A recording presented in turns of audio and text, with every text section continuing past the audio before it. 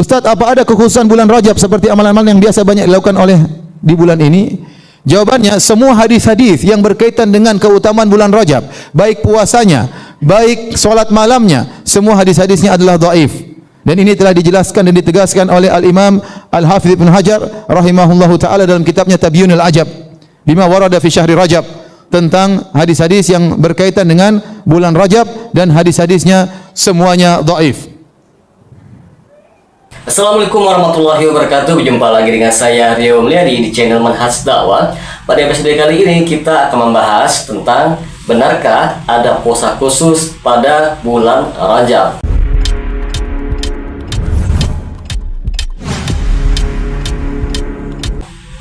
Bulan Rajab sering dianggap sebagai bulan yang istimewa teman-teman oleh sebagian kaum muslimin. Tidak jarang kita mendengar ajakan, pamflet, bahkan ceramah yang menganjurkan untuk puasa khusus pada bulan Rajab. Puasa 1 hari dapat pahala sekian, puasa 7 hari ditutup pintu neraka, puasa sekian hari dibukakan pintu surga, dan berbagai klaim lain yang terdengar sangat menggiurkan. Masalahnya di sini teman-teman, benarkah semua itu berasal dari ajaran Islam yang sahih? Rajab memang termasuk ke dalam bulan haram sebagaimana yang disebutkan oleh Allah Subhanahu wa taala di dalam Al-Qur'an. Allah berfirman dalam Al-Qur'an bahwa jumlah bulan dalam setahun ada 12 dan di antaranya ada 4 bulan haram. Para ulama sepakat bahwa 4 bulan haram itu adalah Dzulqa'dah, Dzulhijjah, Muharram, dan Rajab. Bulan haram memiliki kemuliaan dalam arti larangan untuk berbuat zalim lebih ditekankan dan pahala serta dosa dilipat gandakan. Namun penting untuk dicatat teman-teman, kemuliaan bulan tidak otomatis melahirkan ibadah baru yang tidak ada dalilnya. Ketika kita berbicara tentang puasa, maka acuannya harus jelas teman-teman. Apakah Rasulullah SAW pernah mengkhususkan puasa di bulan Rajab? Apakah para sahabat itu melakukannya? Apakah ada hadis yang sahih yang secara tegas untuk menganjurkan puasa Rajab secara khusus? Para ulama hadis sejak dahulu telah meneliti masalah ini teman-teman. Kesimpulan mereka bahwa sangat tegas dan hampir tidak ada khilaf di kalangan ahli hadis. Tidak ada satupun hadis yang sahih yang menetapkan keutamaan puasa khusus di bulan Rajab. Bahkan banyak hadis yang beredar tentang puasa Rajab itu dinilai dhaif yang berat, mungkar, bahkan palsu teman-teman. Al-Imam Ibnu Hajar Al-Asqalani, seorang pakar hadis besar, beliau menulis risalah khusus berjudul Tabyin Al-Ajab Bima Warada Fi Fadl Rajab, yang isinya menegaskan bahwa seluruh hadis tentang keutamaan khusus Rajab, baik puasa, sholat, ataupun ibadah tertentu, tidak ada hadis yang sahih. Ini bukan pendapat 1-2 ulama teman-teman, tetapi kesimpulan ilmiah berdasarkan kaidah ilmu hadis. Hadis-hadis yang sering dikutip seperti puasa Rajab seperti puasa setahun, atau Rajab adalah bulan Allah, Sa'ban bulanku, dan Ramadan bulan umatku, telah dinilai palsu oleh para ulama hadis. Ulama hadis menyandarkan amalan ibadah pada hadis palsu adalah perkara yang sangat berbahaya teman-teman, karena berarti menisbatkan kebohongan kepada Nabi Muhammad SAW. Lalu muncul sebuah pertanyaan yang penting teman-teman. Kalau begitu, apakah haram kita berpuasa di bulan Rajab?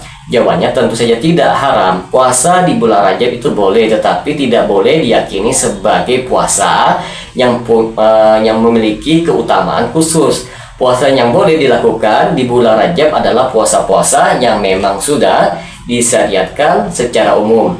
Itu seperti puasa Senin dan Kamis, puasa Ayyamul Bid tanggal 13, 14, 15 setiap bulan Hijriah, puasa Daud, puasa Qadar Ramadan, puasa Najar.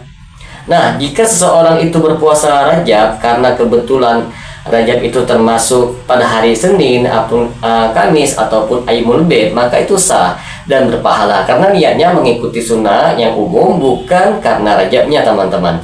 Yang menjadi masalah adalah ketika seseorang mengkhususkan Rajab dengan keyakinan bahwa puasa Rajab lebih utama dibanding bulan-bulan lainnya, ataupun menetapkan jumlah hari tertentu atau menganggapnya sebagai sunnah yang khusus.